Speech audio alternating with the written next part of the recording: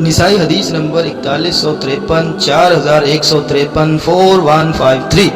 حضرت مالک بن عوف بن حسان سے روایت ہے کہ حضرت علی اور حضرت عباس رضی اللہ عنہ اجمعین حضرت عمر رضی اللہ عنہ کے پاس جھگڑتے ہوئے آئے اور حضرت عباس رضی اللہ عنہ نے فرمایا میرے اور اس علی رضی اللہ عنہ کے درمیان فیصلہ فرمائیے۔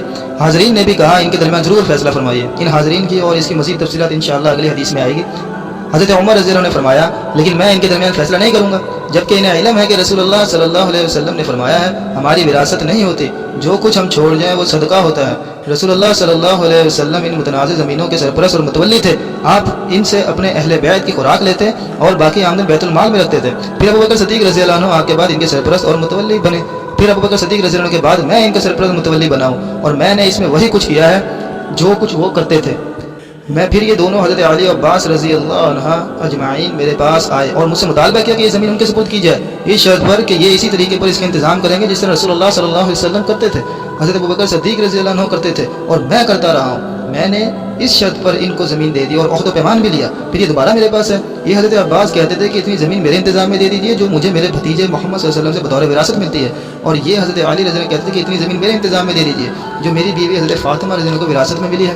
اگر تو یہ چاہیں کہ میں ان کو اس شرط پر زمین سپرد کر دوں کہ وہ اس میں سے اس طرح انتظام کریں گے جس طرح رسول اللہ صلی اللہ علیہ وسلم کرتے تھے، ابوبکر صدیق رضی اللہ عنہ کرتے تھے، یا میں کرتا رہا ہوں، پھر تو میں اس شرط پر زمین ان کے سپرد کرتا ہوں، ورنہ میں انتظام سنبھال لیتا ہوں۔ پھر آپ نے یہ آیت پڑھی، اور تمہیں معلوم ہے کہ جو کچھ مال غنیمت تم نے حاصل کیا ہے اس کا 5واں حصہ اللہ، اس کے رسول اور رشتہ داروں اور یتیموں اور مسکینوں اور مسافروں کا ہے۔ اگر تم ایمان لائے ہو اللہ پر اور اس چیز پر جو فیصلے کے روز یعنی دونوں فوجوں کی مٹ بھیڑ کے دن ہم نے اپنے بندے پر نازل کی تھی، تو یہ حصہ بخوشی ادا کرو، اور اللہ ہر چیز پر قادر ہے۔ سورہ انفال آیت نمبر 41 41 اور سورہ نمبر 8۔ یہ صدقات، اگلی آیت، یہ صدقات تو دراصل فقیروں مسکینوں کے لیے ہے اور ان لوگوں کے لیے جو صدقات کے کام پر معمور ہو اور ان کے لیے جن کی تعلیف قلب مطلوب ہو، نیز یہ گردنوں کے چھڑانے اور قرض داروں کی مدد کرنے اور راہ خدا میں اور مسافر نوازی میں استعمال کرنے کے لیے ہے۔ ایک فریضہ ہے اللہ کی طرف سے، اور اللہ سب کچھ جاننے والا دانا و بینا ہے۔ سورہ توبہ آیت نمبر 60 سورہ نمبر 9۔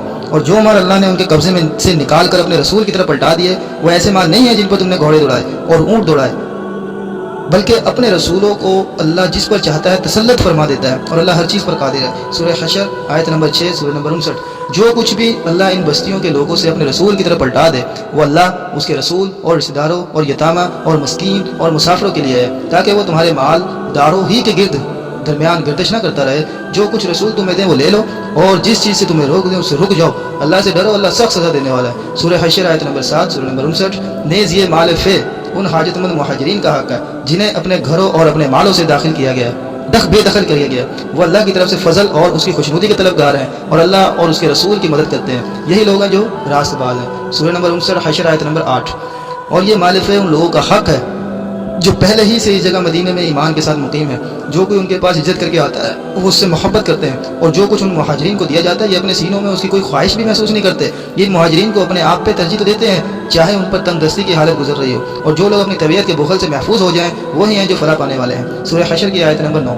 اور وہ مال فے ان لوگوں کا بھی ہے جو ان مہاجر و انصار کو بعد ہے، وہ کہتے ہیں کہ اے ہمارے پروردگار ہماری بھی مغفرت فرمائیے اور ہمارے ان بھائیوں کی بھی جو ہم سے پہلے ایمان لا چکے ہیں، اور ہمارے دلوں میں ایمان لانے والوں کے لیے بغض نہ رکھیے، اے ہمارے پروردگار آپ بہت شفیق اور بہت رحم فرمانے والے ہیں۔ اس سورہ حشر کی سورہ نمبر 59 آیت نمبر 6 سے 10 تک کی جو آیات بیان ہوئی ہیں اس سے مکمل واضح ہوتا ہے۔ باقی سورہ توبہ سورہ انفال کی آیت بھی 2 بیان ہوئی ہے، جو سورہ انفال کی آیت نمبر 41 اور سورہ توبہ کی آیت نمبر 60 میں بھی اس سے بھی واضح ہوتا ہے کہ یار اتنی تفصیل موجود ہونے کے باوجود کوئی کیسے کہہ سکتا ہے کہ محمد صلی اللہ علیہ وسلم کی جائیداد ایسی تھی جیسے کسی دنیاوی انسان کی جائیداد تقسیم ہوتی ہے؟ ہرگز نہیں۔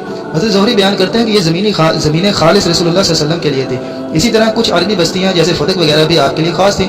جو کچھ اللہ تعالیٰ نے اپنے رسول کریم صلی اللہ علیہ وسلم کو ان بستیوں سے دیا ہے وہ اللہ تعالیٰ اس کے رسول صلی اللہ علیہ وسلم اہل بیت یتیموں مسکین اور مسافروں کے لیے ہے۔ نیز یہ ان فقراء مہاجرین کے لیے ہے جن کو ان کے گھر باہر سے نکال دیا گیا، اور ان انصار کے لیے جو دارالسلام مدینہ منورہ کے رہنے والے ہیں اور مہاجرین کی آمد سے قبل ہی مسلمان ہو چکے تھے، اور ان لوگوں کے لیے بھی ہے جو ان کے بعد آئے یا آئیں گے۔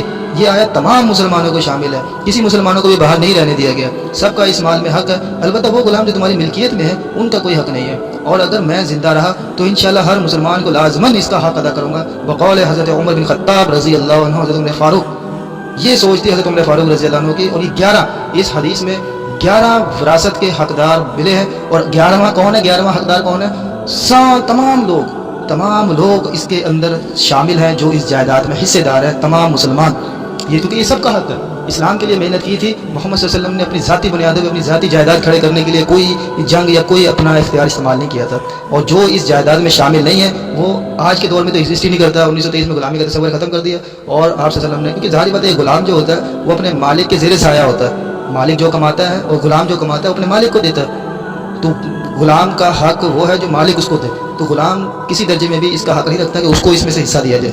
باقی الحمدللہ رب العالمین بڑی تفصیل کے ساتھ یہ حدیث بیان ہوئی ہے جو کہ حدیث نمبر ہے نسائی کی 4153. اللہ تعالیٰ سے امید ہے اللہ تعالیٰ ہمیں عمل کی